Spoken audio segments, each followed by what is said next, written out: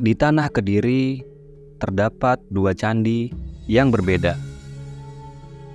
Candi tersebut adalah Candi Surowono dan Candi Tegowangi. Dua candi tersebut merupakan peninggalan dari Kerajaan Brewengker dan Brematahun. Dua raja yang disinyalir memiliki ikatan saudara serta memiliki daerah kekuasaan yang berbeda.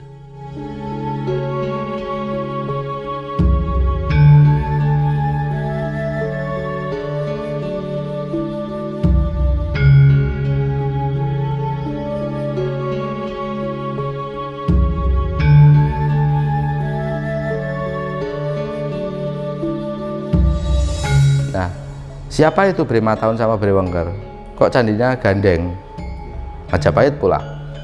Ternyata Brematahun dan Brewengker itu adalah raja vassal. Raja vassal yang meninggalnya bersamaan. Kalau raja vassal biasanya saudara. Biasanya saudara. Terus wilayahnya Matahun di mana? Matahun itu dari Madiun ke utara. Itu Matahun sampai Bojonegoro, itu namanya Matahun. Kalau Wengker dari Madiun ke selatan, Madiun, Ponorogo, Pacitan, Trenggalek itu wilayah Matahun. Wengker. Jadi itu yang didarmakan di situ. Terus bedanya apa tuh Pak? Candi pendarmaan sama ada berapa candi sih? Nah, candi itu sebenarnya ada dua macam. Candi pemujaan dan candi pendarmaan. Pendarmaan itu apa Pak? Pendarmaan itu sebagai monumental mengenang seseorang, sebagai monumen untuk mengenang seseorang. Jadi umpamanya Raja A berkuasa tahun ini, maka Raja A ini dia harus diaben, harus dikremasi karena dia Hindu. Setelah itu abunya didarmakan, ditaruh sebagian di candi itu sehingga didoakan, yang lain tetap di larung begitu ya.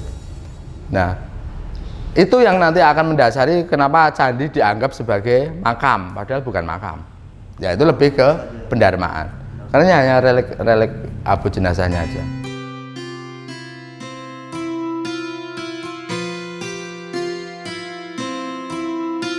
Di kota Kediri memiliki candi peninggalan dari Kerajaan Brewengker yang masih berada di bawah Kerajaan Majapahit. Candi ini diperkirakan sudah dibuat dari ratusan tahun silam yang berfungsi sebagai tempat pendarmaan Brewengker yang merupakan paman dari Prabu Hayam Wuruk. Ya, untuk mengenai sejarah di balik Candi Surowono ini ya, itu didirikan sekitar abad 14, difungsikan sebagai pendarmaannya Brewengker. Nah, siapa sih Brewengker itu? Brewengker adalah paman dari Prabu Hayam Wuruk yang meninggal pada tahun 1388. Nah, biasanya setiap raja atau penguasa kecil di wilayah Majapahit itu setelah 12 tahun baru diadakan upacara sraddha pembakaran mayat, baru dibuatkan candi.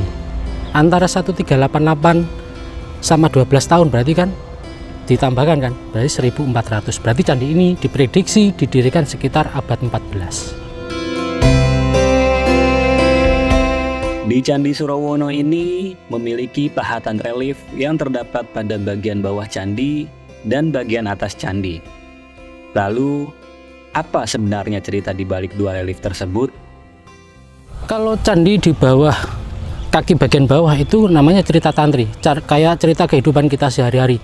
Bagaimana sih orang dulu, cara mata pencahariannya gimana, terus orang dulu itu adakah orang dulu zaman aborsi gitu, ada di pahatan bawah, kayak sosial, ekonomi gitu, penipuan, kekuasaan itu di panel bagian kaki bawah. Kalau untuk panel kaki bagian atas itu ada 3 cerita. Pertama Arjuna Wiwaha, kedua Bubu Sagaka Ngaking, ketiga Sri Tanjung.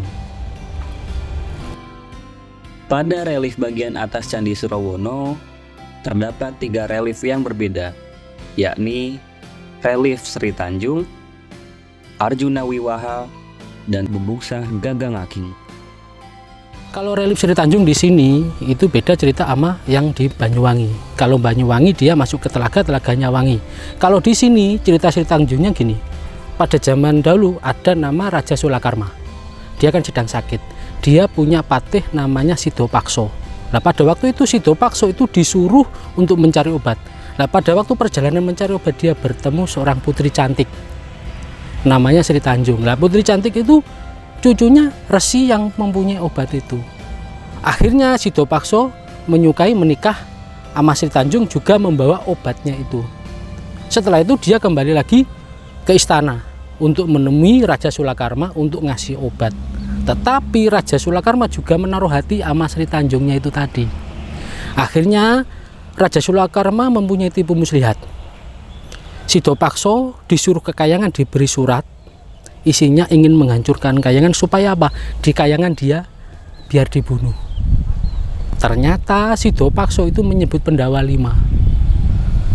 Dia masih cucu dari Pendawa Lima. Akhirnya di Kayangan nggak jadi dibunuh dia. Dia turun lagi ke bumi untuk menemui istrinya. Lah tetapi pada waktu itu istrinya Sri Tanjung itu berada di istana bersama Raja Sulakarma. Tetapi Sri Tanjung tidak menerima cintanya Raja Sulakarma. Akhirnya Raja Sulakarma mempunyai tipu muslihat. Dibilangin istri kamu serong dan sebagainya. Akhirnya seorang laki-laki mesti kan kalap. Ya, setelah kalap nggak ditanya langsung dibunuh Sri Tanjung itu. Tetapi dia meneteskan darahnya wangi. Setelah tahu darahnya wangi, berarti dia berpikir ternyata istri saya nggak bohong, yang bohong Raja Sulakarma itu. Akhirnya dia termenung di tepi sungai kayak orang gila. Akhirnya dia dilalui arwahnya Sri Tanjung yang naik ikan dukung mau ke Nirwana, ke Kayangan. Setelah itu di Kayangan dia nggak diterima Sri Tanjung itu. Dia dikembalikan lagi ke kakeknya tadi. Setelah itu Sidopakso didatangi sama Betara Durga. Dia dibilangin istri kamu belum waktunya meninggal, itu bisa dihidupkan kembali dengan catatan kamu bisa mengalahkan Raja Sulakarma. Akhirnya Raja Sulakarma dibunuh, dijadikan keset. Setelah dibunuh dia kembali lagi ke resinya tadi, kakeknya Sri Tanjung.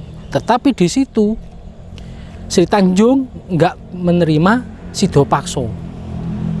Gitu.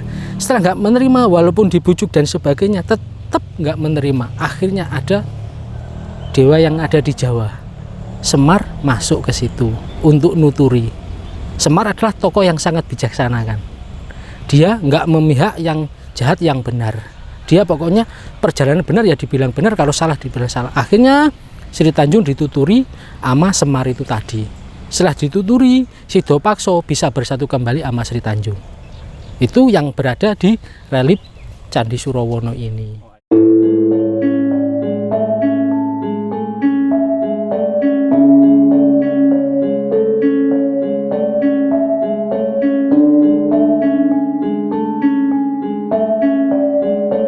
Itu kalau Arjuna Wiwaha atau pada waktu itu kan Kayangan mau diserang Raja Niwatakawaca. Soalnya apa? Raja Niwatakawaca menyukai Dewi Subadra. Kalau di film Mahabharata adiknya Krishna. Kalau di sini Krishna nggak dimasukkan. Dia mau mempersunting Dewi Subadra itu. Akhirnya Kayangan mau diporak-porandakan. Lah dewa-dewa nggak bisa mengalahkan. Lah pada waktu itu Arjuna sedang bertapa di gunung. Nah putri-putri itu disuruh untuk minta bantuan kepada Arjuna yang bertapa. Tetapi Arjuna tidak membatalkan tapa beratanya. Terus akhirnya raksasa Niwatakawaca itu tahu bahwa dewa-dewa minta bantuan Arjuna. Akhirnya dia menyuruh tentaranya namanya Mamang Muka untuk mendatangi tempat bertapanya Arjuna. Nah, pada waktu mendatangi, hewan-hewan yang di sekitar situ berlarian, soalnya kan berupa raksasa besar. Akhirnya dia merubah wujudnya sebagai babi hutan untuk merusak tempat tapa beratanya Arjuna. Akhirnya Arjuna membatalkan tapa beratanya. Nah, Arjuna di situ diikuti dengan Punakawan, cerita Jawa dimunculkan lagi. Akhirnya memanah babi hutan. Lah bersamaan seorang pemburu juga memanah. Tapi pemburu itu adalah jelwaan Dewa Siwa. Akhirnya sama-sama kena panah babi hutan itu. Akhirnya dia bertengkar. Panah saya yang lebih kena dulu. Akhirnya di situ mau bertengkar, pemburu itu mau dibanting. Terus istilahnya apa? Punakawan itu ngompor-ngompori, hancurkan aja orang ini, ya gitu kan. Setelah itu baru dia merubah wujudnya. sebagai Dewa Siwa. Akhirnya Arjuna berlutut. Terus Arjuna dibilangin, sebenarnya ini ujian dari saya, ada dewa-dewa yang ingin minta bantuan ke kamu. Terus akhirnya dia diajak ke Kayangan untuk menemui Dewa Indra. Nah, akhirnya Dewa Indra gini, aku minta bantuan kepada kamu, soalnya yang bisa mengalahkan Niwataka Waca adalah manusia setengah dewa, istilah seperti itu, Arjuna itu tadi. Akhirnya Arjuna diberi panah sakti namanya Gandiwa. Setelah diberi panah sakti namanya Gandiwa, bahwa tahu Niwataka Waca bisa dikalahkan Arjuna, dia nggak mau keluar. Akhirnya siapa yang menyuruh biar keluar dari persembunyian? Akhirnya yang disuruh adalah Dewi Subadra itu tadi, untuk diajak minum-minum dan sebagainya. Akhirnya dia mabuk, Arjuna datang, dia bertempur. Setelah tahu pengapasannya adalah telaknya, makanya dia bergerak. Punokawan juga ngikut, akhirnya dipegangi kakinya biar nggak bergerak. Setelah nggak bergerak, Arjuna memanah, Niwataka Waca kena telaknya sini. Akhirnya Niwataka Waca meninggal, dan diikuti dengan tentara-tentara Indra yang menginjak-injak tentaranya Niwataka Waca itu.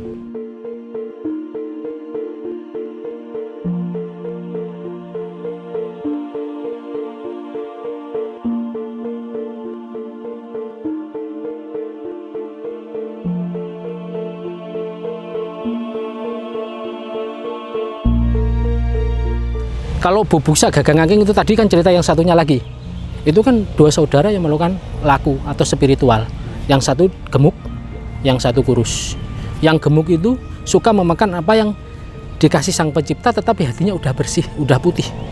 Kalau Gagang Angking, dia suka tapa berata, tetapi masih punya kedengkian sama saudaranya. Akhirnya dia dicoba sama Betara Guru menjelma sebagai harimau.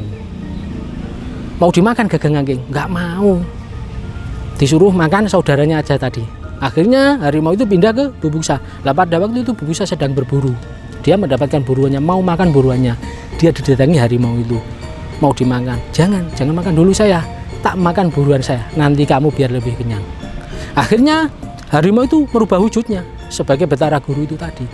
Dia ditanya, kenapa melakukan spiritual seperti itu? Karena saya ingin bertemu sama kedua orang tua saya. Karena dari kecil dia ditinggal mati sama kedua orang tuanya. Makanya Bubuksa mau diajak untuk menemui orang tuanya, nggak mau, masih memikirkan saudaranya tadi yang masih punya kedengkian.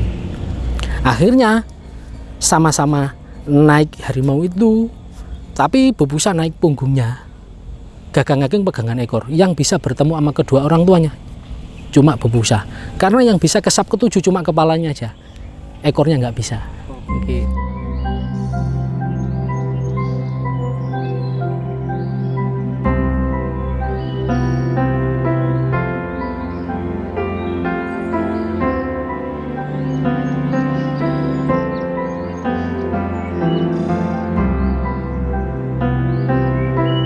Selain menjadi identitas budaya untuk Kabupaten Kediri, banyaknya peninggalan dan nilai sejarah juga berpotensi bagi masyarakat di Kabupaten Kediri.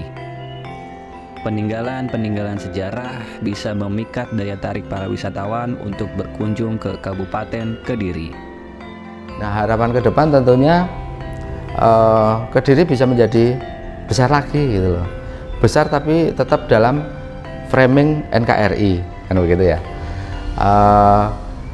Potensi budaya itu sangat luar biasa di Kediri. Potensi budaya, sejarah budaya itu luar biasa. Nah, bagaimana sejarah budaya? Pertama, bisa disukai anak muda, pertama itu. Kalau sudah suka, bisa dikembangkan. Kalau bisa dikembangkan, itu bisa berdaya guna. Kalau bisa berdaya guna, bisa meningkatkan ekonomi. Kan itu circle kalian seperti itu aja toh. Nah, intinya bagaimana potensi sejarah budaya ini bisa bermanfaat bagi masyarakat dan bisa menambah income bagi pendapatan ekonomi masyarakat Kediri. Nah, intinya seperti itu. Caranya gimana? Ya itu tadi, circle-nya itu harus dipahamkan dulu, senang, kreatif, berkembang, jual.